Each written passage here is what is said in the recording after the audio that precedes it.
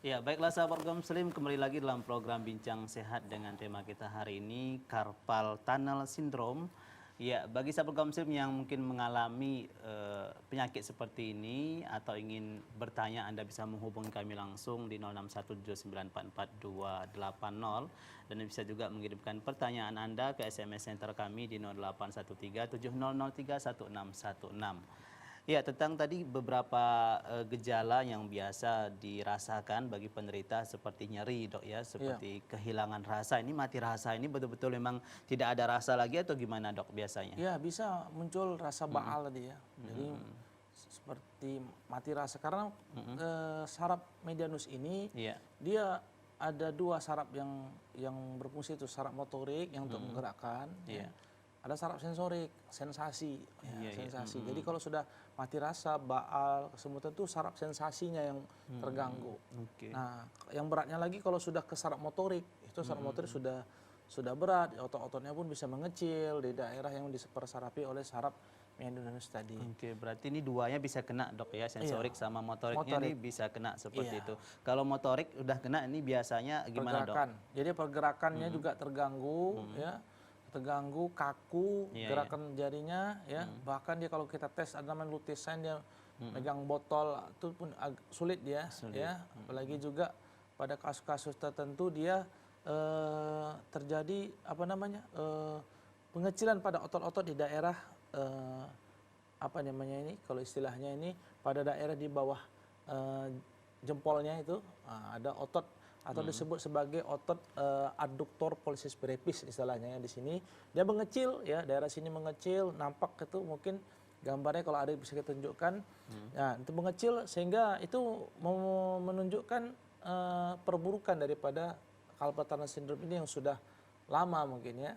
Nah, ini kalau sudah seperti ini bisa jadi tindakannya sampai lebih ke arah invasif ya, bisa tindakan operasi segala macam. Nah, pada awal biasanya, Dok, ini apakah sensorik terdahulu baru motorik ini sudah tingkat yang lebih parah atau gimana, Dok? Ya biasanya dia pada umumnya sensorik dulu ya. Sensorik, Tadi ya. rasa kebas, kesemutan, baal ya, atau rasa seperti terbakar, tertusuk, pins and needle sensation ya. Nah, itu terjadi. Nah, kalau sudah semakin lama kelamaan muncullah gangguan di pada motoriknya, sehingga gangguan motoriknya menyebabkan gangguan pergerakan, bahkan bisa menyebabkan atrofi, pengecilan daripada otot-otot di daerah pergelangan tangan, terutama di daerah ibu jari. Iya, iya, iya.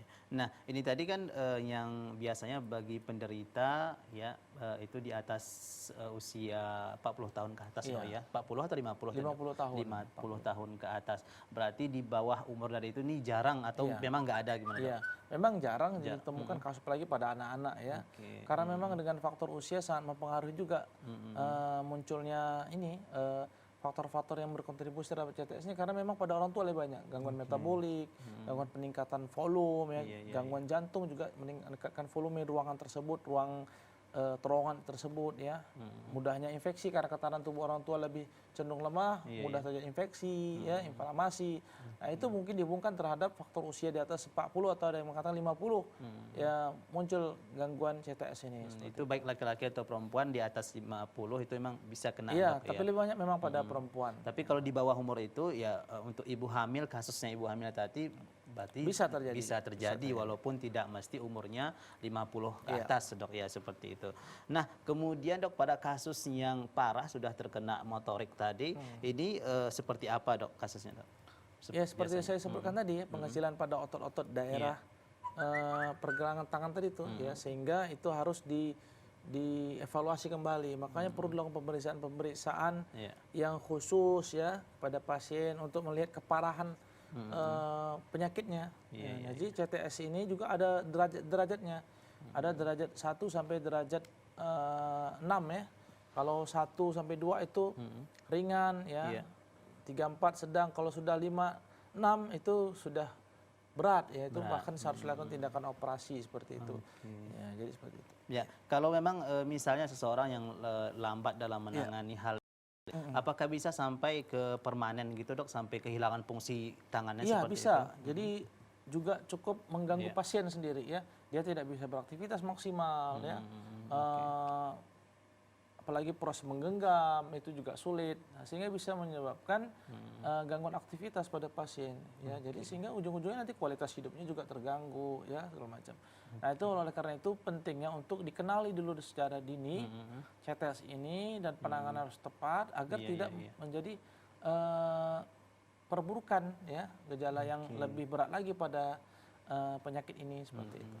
Berarti kalau sudah ada gejala-gejala yang tadi seperti merasa nyeri tadi dok ya, ini sudah bisa berarti dikonsultasikan ke dokter gitu dok. Kadang ya. bisa khasnya itu tadi saya bilang malam hari. Kadang dia pasien yang CTS ini bisa hilang gejalanya kalau dia melakukan gerakan namanya flick sign, ya. Kalau kita katakan flick sign itu dia gerakan mengibas-ibaskan tangannya seperti ini, ya.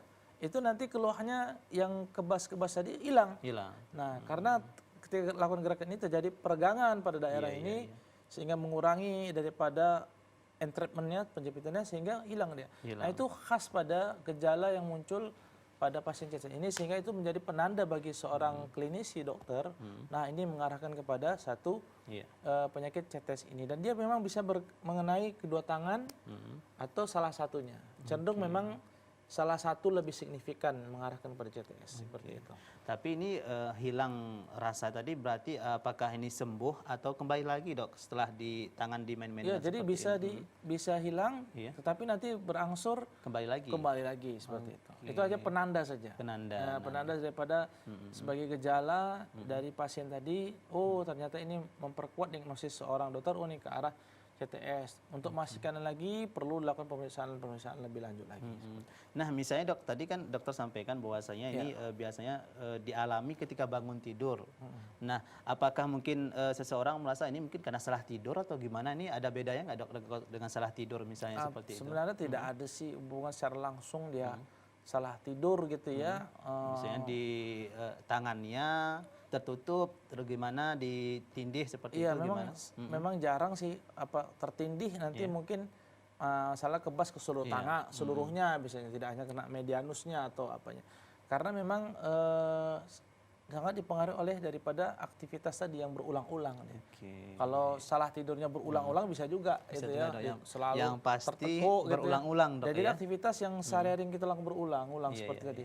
Salah posisi ngetik, dia ngetik tapi tidak pakai bantalan pada daerah itu juga menyebabkan nyeri seperti itu. Sehingga seorang dokter itu akan lakukan ketika pasien datang ke kita, kita lakukan nanti beberapa manuver pada pasien yang untuk memastikan dia ini mengarah CTS. Biasanya kalau orang yang CTS ini, dia kita lakukan istilahnya nanti Tinel test. Ya. Tinel test itu kita tokok di daerah pergelangannya, ya, tokok itu akan muncul gejala nyerinya tadi, parestesinya tadi ya. Atau kita suruh pasien itu nanti menekuk seperti ini, ya, selama 1 menit. Nah, itu pemirsa juga bisa lakukan di rumah untuk mendeteksi ini yang benar ada CTS.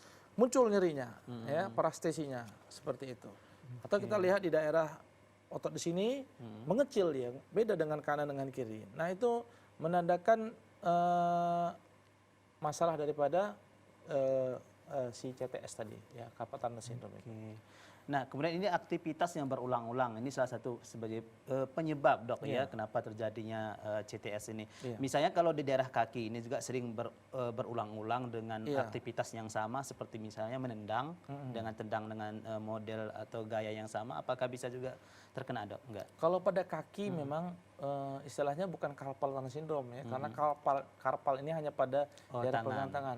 Kalau di kaki bisa mirip dia kejadiannya dengan carpal tunnel syndrome, tapi namanya beda, tarsal tunnel syndrome ya. Jadi ada di daerah bagian medial daripada kaki kita itu juga bisa entrapment juga, terjepit saraf di situ ya, saraf tibialis yang namanya terjepit di situ sehingga menyebabkan sensasi berbeda juga ya pada daerah kaki. Ya, jadi berbeda dengan istilah CTS tadi. Istilahnya berbeda dok ya. Kalau di kaki istilahnya beda, kemudian di pinggang dan di kepala juga beda istilahnya dok. Tapi tetap juga di sini ada persamaan yaitu terjepitnya saraf seperti itu dok ya. Nah kemudian nih dok, untuk tadi dokter menjelaskan kalau kita menggerakkan tangan seperti ini bisa juga menghilangkan rasanya. Ada nggak senam tertentu dok bisa membantu untuk menyembuhkannya untuk tangan ini? Iya, kalau senam atau gerakan tertentu memang ada ya, ada di apa namanya, diperkenalkan juga sama beberapa dokter saraf ya. memang jarang ya, senam CTS namanya, senam carpal tunnel syndrome. Nah, kalau memang kita aktif di dunia medsos ya, di YouTube atau apa, kita bisa buka tuh ada tuh senam CTS itu nanti dilakukan ada pergerakan-pergerakan menekuk ini berapa detik ya seperti ini ya. Lagi nanti di atas meja nekuk, itu latihan ya untuk stretching namanya. Jadi meregangkan otot-otot di sekitar itu sehingga tidak gampang proses terjadi kekakuan pada otot, pada sendi ya lebih lentur dia. Nah, itu ada senam tersendiri ya. Oke. Itu bentuk pencegahan atau bentuk pengobatan, Dok? Bisa bentuk pencegahan bisa. Kalau pengobatan lebih ke arah memang pengobatan konservatif ya, tidak secara langsung menghilangkan. Perlu beberapa siklus atau beberapa seri yang dilakukan senam itu ya ujungnya memang lebih ke arah preventif ya, pencegahan ya. Dan bisa mengurangi juga gejalanya muncul seperti itu. Ya, seperti apa bentuk kalau bentuk pengobatannya di rumah sakit itu seperti apa, Dok? Apakah memberikan obat suplemen aja bentuk tablet atau memang ini harus sudah ke operasi seperti itu enggak, Dok? Jadi pengobatan nggak langsung operasi ya para pemirsa sekalian. Ini biasanya kita lakukan pengobatan non farmakologis dulu ya. Biasanya tadi ada ditampilkan gambar ya tangan pakai sarung atau itu disebut sebagai wrist splint ya. Itu menggunakan penyangga pada tangan. Biasanya dalam beberapa bulan dievaluasi bisa sampai 6 bulan ya. Kalau sudah hilang gejalanya itu bisa dilepas kembali dan dikurangilah kegiatan-kegiatan yang sifatnya menyebabkan injury yang berulang ya pada daerah telapak tangan. Kemudian biasanya pengobatan selanjutnya bisa dengan farmakologis. Biasanya diberikan obat-obatan yang sifatnya itu mengurangi sensasi nyerinya atau diberikan obat-obatan yang sifatnya anti inflamasi, anti peradangan. Bisa diberikan obat vitamin pada pasien ini ya. Kemudian kalau itu juga tidak bisa dilakukan, bisa baru tindakan operasi. Tapi sebelumnya fisioterapi juga penting ya. Jadi kita konsul ke ahli fisioterapi, ada dilakukan stimulasi untuk daerah pergelangan tangannya sehingga itu bisa membantu mengurangi daerah eterpnya atau penjempitannya. Tetapi kalau tidak bisa dengan beberapa kali ini bahkan bisa dilakukan penyuntikan pada pasien.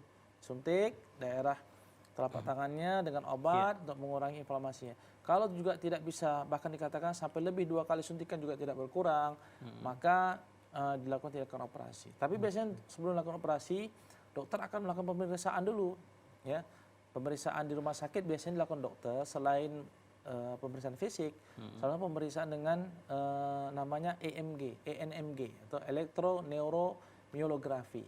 Ya biasanya dilakukan pemasangan pada elektroda pada daerah saraf-saraf ya yang mempersarapi daerah otot, telapak tangan ya, medius tadi, kemudian dilakukan pemeriksaan di daerah dengan monitor, kita lihat kecepatan hantar sarafnya. Nah, dilihat ya, amplitudonya, latensinya dilihat nanti di dalam gambaran ENMG tadi. Nah, kalau misalkan terjadi kelainan pada daerah ENG-nya itu biasanya amplitudonya sudah mulai merendah bahkan sampai menghilang ya. Itu juga menandakan ada masalah di saraf medianusnya. Nah, bisa menentukan derajatnya pun dari pemeriksaan ENMG tadi. Biasanya diberikan suatu setrum dikit lah ya. Kalau istilahnya pemeriksaan setrum kata pasien ya. Jadi dikasihkan memang rangsangan saraf itu dengan setrum ya. Nah, nanti akan lihat gambaran gelombang daripada hantaran sarafnya tadi. Nanti diukur ada alat pengukurnya secara digital. Nah, itu bisa melihat daripada derajatnya. Nah, atau dilakukan pemeriksaan USG, ultrasonografi. Dengan alat sonografi dilihat secara anatomi daerah ini. Mengecil nggak, dan pembengkakan nggak di daerah terowongan tadi, itu bisa dilihat. Nah, kalau sudah seperti itu, derajatnya pun sudah berat, nah biasanya dokter akan merekomendasikan untuk dioperasi. Nah, biasanya yang kompeten dengan melakukan operasinya bisa dokter bedah saraf atau dokter ortopedi juga bisa. Nah, nanti akan dibebaskan itu yang namanya atapnya atau fleksornya, retikunakulum ligamentum karpalnya tadi dibebaskan untuk mengurangi volume yang besar di daerah terowongan tadi, sehingga akan lebih memudahkan merilis daripada entrapmentnya atau penyempitan pada saraf medianus tadi. Nah, seperti itu. Jadi terakhirlah tindakan operasi itu. Jadi tindakan operasi ini jalan terakhir dok Iya. ya. Ini juga pada kasus yang sudah cukup parah berarti dok Iya, ya. sudah Berarti parah, sudah berat. memang kita berharap kepada sahabat Gamsim di rumah, memang kalau sudah ada tanda-tanda atau gejala tadi, beberapa hal gejala tadi, ini langsung ke konsultasi ke dokter, jangan biarkan lambat-lambat seperti itu dok ya, karena ini bisa berbahaya sampai bisa fatalnya tadi bisa permanen kehilangan fungsi dari tangan itu Iya, sendiri karena akan dok ya. menyebabkan kelemahan motorik, ya, pengecilan otot, Iya. ya, sehingga harus dicegah jangan sampai nanti makin memberat gejalanya, kelemahannya, sehingga Oke. operasi menjadi pilihan juga pada beberapa kasus carpal tunnel syndrome ini. Iya. Oke dok, nanti kita akan tanya kembali ketika sedang perawatan atau pengobatan apa saja yang harus Ya. dihindari. Apakah ada hal makan-makan tertentu juga yang bisa mempengaruhi terjadinya CTS ini? Ya, tapi sebelumnya kita jeda terlebih dahulu dok. Sahabat Muslim yang ada di rumah jangan kemana-mana, tetap di Bincang Sehat. Kita akan kembali setelah pesan-pesan berikut ini.